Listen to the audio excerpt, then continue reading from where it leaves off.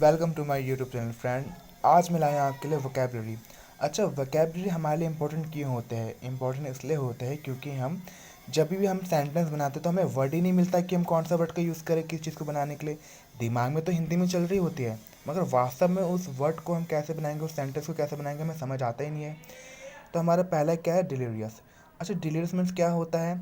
अगर मैं इसका इंग्लिश में बोलूँ सीधा सीधा तो एक्साइटमेंट होता है बहुत ज़्यादा, या फिर जॉयफुल होता है। यानी कि इसे मैंने लिखा है हिंदी में उन्मत्त लिखा है, यानी कि उन्मत्त मेरे ख्याल से किसी को इतना प्योर हिंदी आता नहीं होगा, तो मैं बता दूं जैसे कि पागल हो जाना, बेसुध हो जाना किसी चीज़ के लिए, या फिर बेसुध हो जाने को हम कह सकते हैं डिलीरियस। तो मैंने यहाँ पे सेंटेंस बना रखा है। डिलीरियस का हम जो ये वर्ड है हम दो तरह से यूज़ कर सकते हैं। कैसे, बताता हूँ। पहले मैं लिखा है my little brother was delirious for his new school, यानी कि जो मेरा छोटा भाई था बहुत ज़्यादा ही एक्साइटमेंट था अपने न्यू स्कूल के लिए। As you know that lockdown चल रहा है फ्रेंड, तो बच्चे बहुत ज़्यादा एक्साइटमेंट हो जाएंगे अगर स्कूल खुलेगा तो। दूसरा है, हम जब बीमार पड़ते हैं या फिर कोई बीमार होता है, बीमारी के कारण हमें क्या होता है, जैसे हमें कोई बुखार आता है, बहुत जल्दी हमें बहुत तेज़ बुखार आता है, तो उस समय क्या होता है, हम बेसुध हो जाते हैं। डिलीरियस का मतलब हम बेसुध भी कह सकते हैं। जैसे कि Ram was delirious with fever. Ram fever से बेसुध हो गया था, यानी कि बेसुध था, यानी कि उसे उसका कोई होश नहीं था उसे। और जो हमारे डिलीरियस है क्या, हमारा एग्जेक्टिव है। दूसरा क्या है? डिवास्टेटिंग। डिवास्टेटिंग मीन्स क्या होता है? भयानक, या फिर किसी चीज़ को पूरी तरह से तहस नहस कर देने वाला। ठीक है, इसका मतलब हम डिवास्टेटिंग कह सकते हैं। मैंने यहाँ पे इस वर्ड से एक पूरा सेंटेंस बना रखा है, भयानक। A devastating fire broke out at my neighbour house, यानी कि एक भयानक आग मेरे मेरे मतलब एट माई नेबर हाउस, मेरे पड़ोस में एक भयानक आग लग गई। सॉरी, मैंने थोड़ा सा आगे पीछे कह दिया। मेरे पड़ोस में एक भयानक आग लग गई थी। ठीक है, या फिर लगी। We can say like this. इसका मतलब होता है भयानक। ठीक है, डेवास्टेटिंग। फायर, यहाँ पे क्या देखो, यहाँ पे एक ब्रोकआउट लिखा है। ब्रोकआउट मीन्स क्या होता है? किसी चीज़ का सडनली होना, किसी दुर्घटना का सडनली घटना। If I make a sentence from broke out like in 19 in 19 sorry in 1940 the world war the first world war broke out, यानी कि 1914 में फर्स्ट वर्ल्ड वॉर स्टार्ट हुआ, सडनली स्टार्ट हुआ, है ना। या फिर we were watching a devastating movie, यानी कि एक भयानक मूवी हम देख रहे थे। इसका मतलब भयानक होता है फ्रेंड, हमेशा याद रखना। तीसरा का इनफाइनाइट। इनफाइनाइट का हम यूज़ कहाँ करते हैं? इनफाइनाइट का यूज़ हम करते हैं अनंत काल के लिए, या फिर अनंत चीज, या फिर आपार वर्ड को डिस्क्राइब करने के लिए। जैसे कि अगर मैं कहूँ, इनफाइनाइट का मतलब होता है आपार, अनंत। ठीक है, और ये भी हमारे क्या है? एग्जेक्टिव है। मैंने यहाँ पे एक सेंटेंस बनाया है अपनी तरफ से। You you need infinite patience for job for this job. Sorry, मैंने यहाँ पे दिस लगाना भूल गया, कभी कभी मैं लिखने में मिस्टेक कर दिया मैंने यहाँ पे। और we can make another sentence from this like the god has infinite power. भगवान के पास क्या है? एक अपार शक्ति है। ओके। प्रिवेल। अच्छा, प्रिवेल के यहाँ पे प्रिवेल मीन्स क्या होता है? जीतना, या फिर किसी चीज़ में अपना प्रभाव डालना भी हम प्रिवेल कह सकते हैं।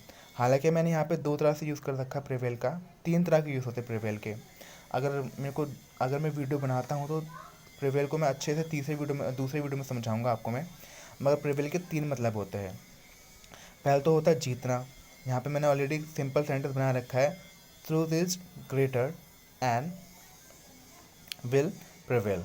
जो सच है वो बड़ा होता है और वो जीतता है हमेशा है, या फिर जीतेगा। Truth is greater, truth is greater, great, and will prevail. जो सच है वो क्या है? बड़ा है और जीतेगा। यहाँ पे दूसरा बनाया मैंने, will you use your influence to prevail upon them to support the suggestion. अच्छा, प्रिवेल अपॉन का मतलब होता है किसी चीज़, किसी व्यक्ति को कोई काम करवाना जो वो करना नहीं चाहता है। ठीक है, यहाँ पे कहा गया है कि विल यू इन्फ्लुएंस, यहाँ पे लिखा था will you use your influence, क्या तुम तुम्हारा प्रभाव यूज़ करोगे, to prevail upon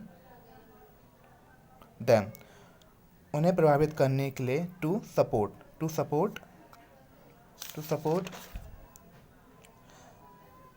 support the suggestion. इसमें कहा गया है, किसी व्यक्ति से कहा गया है क्या तुम अपना प्रभाव यूज़ करोगे उन्हें प्रभावित करने के लिए कि वो हमारे सजेशन को सपोर्ट करे, यानी कि जो दूसरा बंदा नहीं चाहता मगर एक बंदे से कहा गया कि आप उन्हें प्रभावित करें कि वो सजेशन को सपोर्ट करे या फिर किसी चीज़ को सपोर्ट करे। ठीक है, दूसरा है टर्निश। टर्निश मीन्स मतलब यहाँ पे फ्रेंड दो मतलब होते हैं। पहला तो होता है कलंकित कर देना किसी चीज़ को, या फिर दूसरा होता है दाग, धब्बा।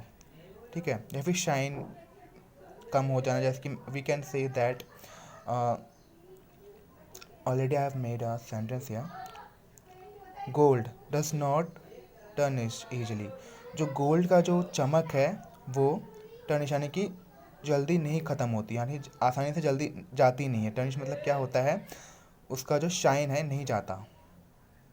या फिर टर्निश को हम धब्बा भी कह सकते हैं, दाग भी कह सकते हैं। ठीक है, दूसरा वर्ड क्या है मैंने, he has done more to tarnish the image of his parents. इसमें क्या, यहाँ पे जो टर्निश का जो टर्निश वर्ड हमने कैसे यूज़ किया गया है, कलंकित को दर्शाने के लिए, किसी को कलंक कर देना। कलंक आप समझते होगे, किसी के रेपुटेशन को मिट्टी मिला देना।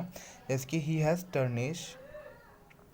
Done more to tarnish the image of his parents. उसने अपने माता पिता के रेपुटेशन को मिट्टी मिलाने के लिए बहुत कुछ कर चुका है, या फिर बहुत कुछ उसने कर दिया है। ठीक है, और यहाँ पे जो मैं कंफ्यूज हो गया था, सॉरी, यहाँ पे ये था कि टर्निश यानी कि किसी चीज़ को शाइन कम ना होना। जैसे कि मैं यहाँ पे यूज़ कर रहा हूँ ब्रास का प्लेट, यानी कि जो होता है हमारा तांबे का प्लेट जो होता है, अगर मैं बात करूँ तो we can say that the shine of brass plate tarnish easily, यानी कि यहाँ पे कम हो जाने की इनकी शाइन होती है वो कम हो जाता है। टर्निश का मतलब ये भी होता है यहाँ पे। ठीक है, यहाँ पे लिखा है gold does not tarnish easily, जो गोल्ड की जो चमक होती है वो आसानी से कम नहीं होती, इसका मतलब ये होता है।